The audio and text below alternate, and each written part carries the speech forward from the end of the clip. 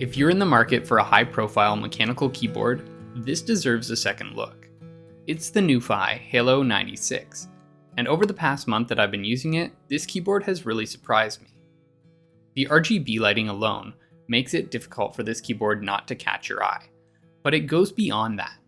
As somebody who started getting into modifying and understanding the intricacies of the hobbyist mechanical keyboard space, the Halo96 in its out-of-the-box configuration currently sets my bar for defining value.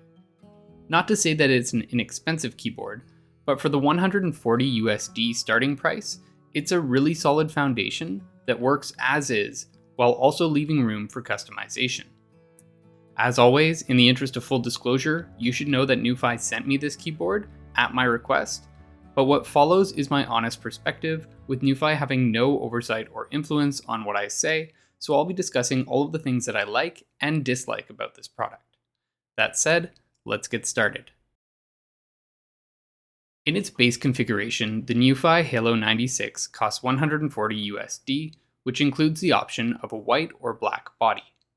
Both predominantly have white keys with a splash of NuPhy colors here and there, but the black version also has a few black peripheral keys. Either way, the default keycaps are KOP profile double-shot PBT, which is nice to see right out of the box. And you also get a hot swappable PCB with your choice of linear or tactile switches from Gateron, red or brown G Pro 2s, or NuPhy's own linear Night Breeze and tactile Rose Glaciers. Alternatively, you can add $10 and opt for the more premium NuPhy Gateron collaboration switches, the linear Baby Raccoons, or the tactile Baby Kangaroos.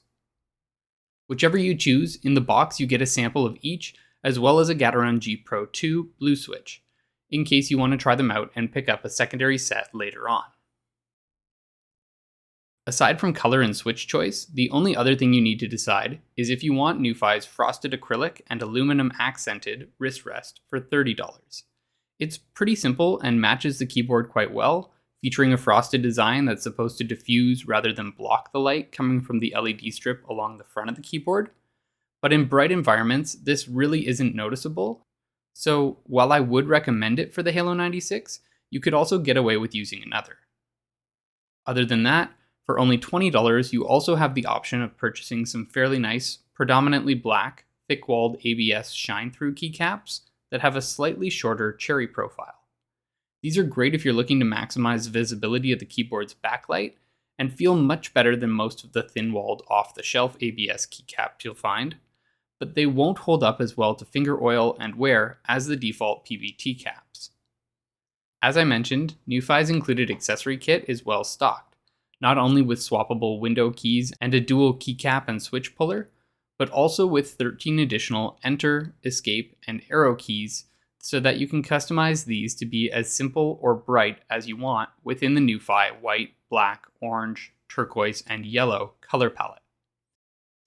You also get a standard white spacebar in case you don't like NuPhy's heavily muted yellow ghost bar, which I'll talk about in a minute. The setup I found myself defaulting to most frequently is a turquoise-dominated board with the default PBT caps, as well as a color-matched ghost bar that I purchased separately to round out the look. My board uses NuPhy's Rose Glacier tactile switches and sounds like this.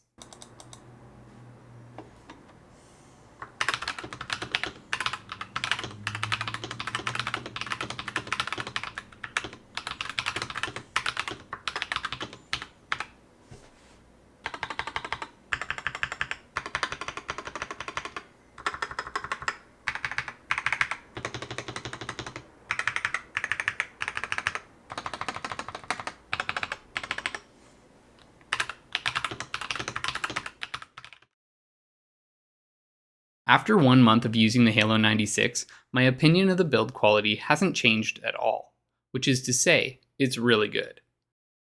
Starting on the underside, the keyboard offers wireless connection, so the base is made of ABS plastic with a laser polished matte finish that feels quite nice. There's also a debossed NuPhy logo centrally to complement the horizontal ridged aesthetic, and a polished steel badge. The only real features on the base are the 4 turquoise rubber feet, as well as the kickstand legs, which solidly snap into place as they move the keyboard from its default 5.5 degree tilt to either 8.5 degrees or 11 degrees. Moving around to the back of the Halo96, there's a magnetic dock for the radio frequency connection dongle on the right side, as well as the Windows and Mac toggle switch, followed by the connection mode switch and a USB-C charging/connection port on the left side. The back of the keyboard also provides our first look at the Halo Light RGB diffuser that consists of 80 LEDs running unbroken around the entire perimeter of the keyboard, and that's sandwiched between the anodized matte black aluminum top plate and the ABS base. The diffusion is very consistent and gives this keyboard a lot of personality. The base also features a premium-looking carved column motif, which I think is a little understated, but that's more interesting to me than flat sides. Shifting up to the top of the Halo96, we have a fairly hefty 96% 99 key ANSI layout, including a near full numpad, which is really only missing the double wide 0 key. I'm a big fan of these larger keyboards because a lot of the work I do benefits from having a numpad, though 75 and 65% layouts are also available if you need something more compact. As I mentioned before, the default keycaps have a nice double-shot PBT construction with a fairly flat KOP profile and rounded corners. They also feature a slight concave shape from left to right, which draws your fingers to the center of the key. But the switches do use MX stems, so there's lots of room for aftermarket changes here. Speaking of the switches, NuPhy's tactile rose glaciers are pretty awesome. Like the stabilizers throughout the Halo96, these come pre-lubed from the factory. They also feature a well-constructed polycarbonate housing, as well as a polyketone stem that should last for years to come. These are rather heavy switches, so if you're not used to this, you may encounter some finger fatigue, as they have a 60-gram activation force, but I'm personally a fan of that real definitive, strong feedback. Beneath the switches, you can see that the Halo96 is no slouch when it comes to pre-installed dampening. With a thin built-in PCB silicone sheath, as well as fairly thick plate and bottom silicone, all of which can be removed if you choose to deconstruct and modify the board. Additionally, the Halo96 includes NuPhy's muted ghost bar, which sits atop two spacebar silicone inserts and that uses an innovative silicone and polycarbonate central stem connector. In combination with the chambered stabilizer connectors, this gives the spacebar a surprisingly quiet sound, which is meant to blend more evenly with your other keystrokes. But have a listen for yourself.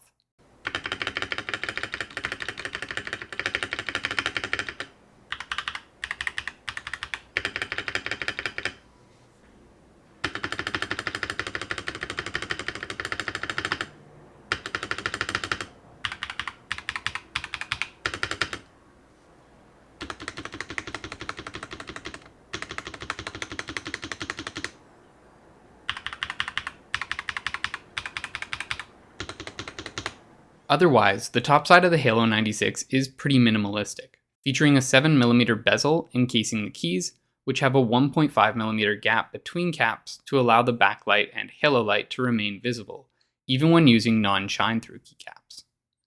In the top right corner, there's a small debossed NuPhy brand, and in the top left corner, a single 18mm LED side light, which again is very well diffused and replaces the generic single dot LED charging and caps lock indicators that are so common in off-the-shelf keyboards. The Halo96 offers the choice of wired connection via the included USB cable, RF connection via the dongle that's stored in the magnetic recess, or multi-device Bluetooth 5.0, which can be triggered using the function key as well as the 1, 2, 3 number keys. All modes work as expected, and I like that they've opted to toggle the RF connection by using function and the number 4 key, which makes for a quick transition when switching from Bluetooth. As always, the polling rate is best for the wired connection, coming in at 1000 Hz, followed by 500 Hz for the RF dongle and 125 Hz for Bluetooth. But really, the main features of the Halo96 are its various RGB lighting options. First and foremost, I've been really happy with the lighting of this keyboard. Though the north-facing LEDs aren't particularly well suited to the default non-shine-through keycaps, the Halo96 is more than bright enough to stand out, even on my well-lit desk. The controls for tuning the lights are also really intuitive, with the arrow cluster driving most of the changes, and simple key combinations dictating which of the backlight, halo light, or side light you wish to alter. There are 13 backlight effects pre-programmed into the Halo96, which can be toggled by holding the function key and pressing the left arrow button. These include basic static lights, as well as various color rotations and reactive effects. You can also increase or decrease the brightness of the lighting by using the up and down arrow keys, or switch between 7 pre-configured colors using the right arrow key. Similarly, holding function with the comma or period buttons increases or decreases the effect speed. These controls are identical for the halo light, but you hold down on function and H, or for the side light, where you hold down on function and question mark. The halo light has 4 effects by default: a clockwise rotating or gradient RGB spectrum, a static single color, or a single color that fades in and out. Overall, I really like how the halo light accents the board, both from the user's perspective, shining around the perimeter of the keys, and externally from the side. The side light also has 5 effects, including rotating and gradient RGB spectrums, a static color of your choosing, a faded color of your choosing, or a rotating spectrum whose color indicates the current battery life. Here, turquoise to blue means 80% or more battery life, while blue to purple is between 20 and 80%, and red to orange is less than 20%. But the side light is also functional in other ways too, indicating things like Windows versus Mac modes, cap locks, as well as charging status, all of which are indicated using unique colors and patterns. It will also flash white if you hit the limit of any of the RGB brightness or speed settings, which is quite convenient because those can be difficult to judge. The Halo96 is powered by a pretty substantial 4000 mAh battery when used wirelessly. NuPhy reports a somewhat silly range between 5 and 205 hours of use, depending on whether the RGB is turned on or not, so I monitored my use of the device over the past week. With the halo light and side light set at the lowest brightness, but the backlight at full brightness with a reactive color splash effect, I got about 30 to 35 hours of real-world use before the battery died.